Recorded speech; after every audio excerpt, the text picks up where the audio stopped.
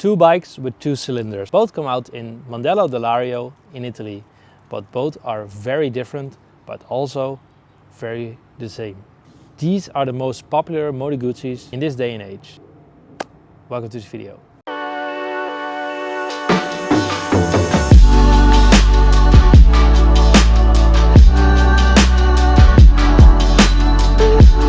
This is a comparison video between the V85TT and the Moto Guzzi V100 Mandello S. As I said, very different, but also very the same. In this video, we're going to compare them and I will give my honest opinion of which bike I would choose if I was in the market for both bikes. I have to be honest, this one is my personal bike, but I was on the bank of buying this bike a couple of years ago. So I was always interested in the Moto Guzzi V85TT. Okay, let's talk about the first thing, the first big difference. This one has an air-cooled engine and the V100 Mandello has a liquid-cooled engine. The V100 Mandello produces around 115 brake horsepower and the V85TT produces around 76 brake horsepower. This one produces around 103 Nm of torque and this one produces around, I think, 83 Nm of torque, but at a lower rev range. So this is the more classic Moto Guzzi design and this is their first liquid-cooled engine. Which one is better? This one has a lot of character, the V85TT, and the V100 Mandello is a lot smoother and a lot more powerful. Personally, I like my bikes powerful, so I want something around 110 brake horsepower. For me personally, that's the sweet spot.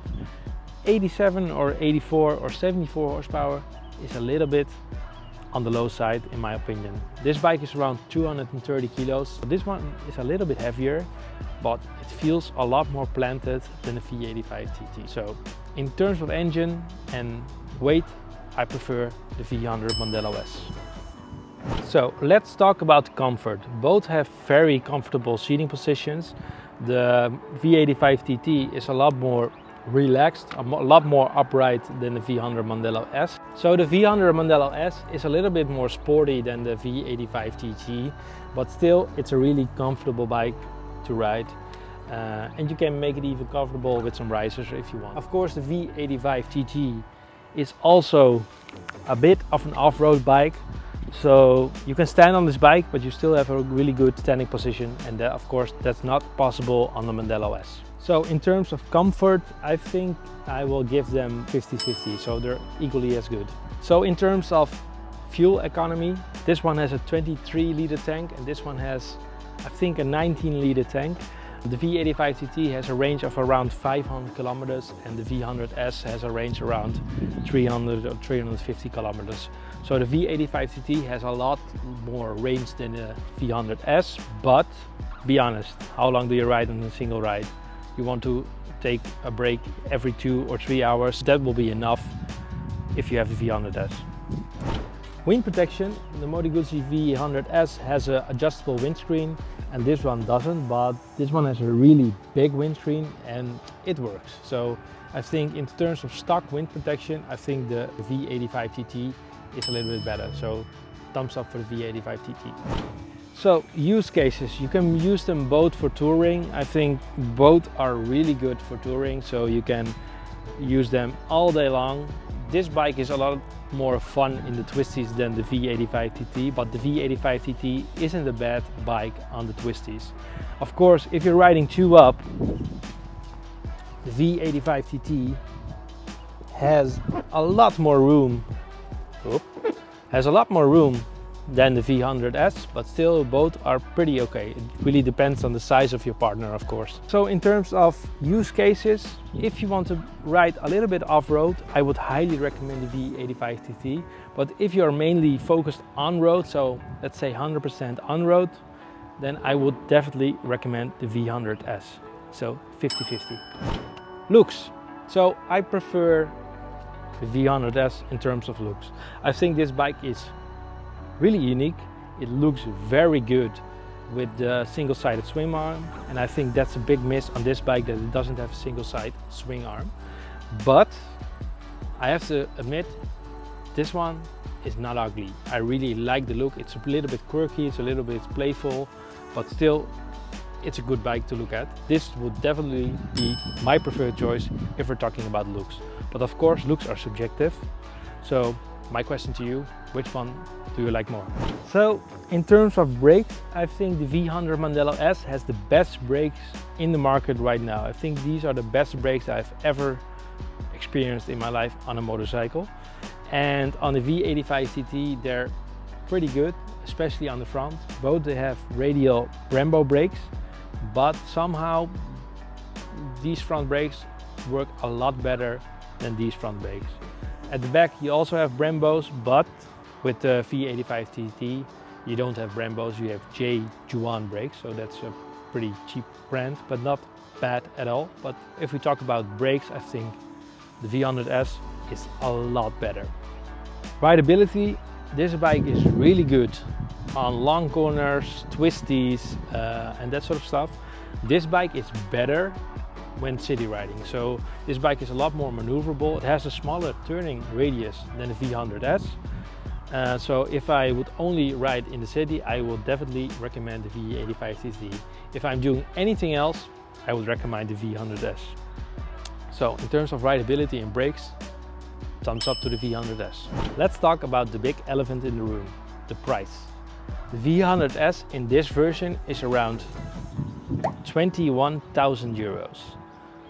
The V85TT in the Guardia de Nord version is around 14,000 euros. You get a side stand, you get a lot of extras with it, but let's say we talk about the base model V85TT, then we talk about around 13,000 euros. Let's talk about the base model V100, so not the S, it's around 17,400,000 euros. So that means that we have a price difference of around 43 or 4,400 euros. And that's a lot of money. You can buy a second bike for that. But if you buy the V100, you get a better engine, you get better brakes, you get a better suspension, you get a lot of nice features like the wings, of course, a better TFT screen. Overall, a lot better bike. But this one can do off-road and that one not. So it all depends on what you're going to ride. But if I talk about price, I would give the V85TT the thumbs up, because this one is a lot more expensive.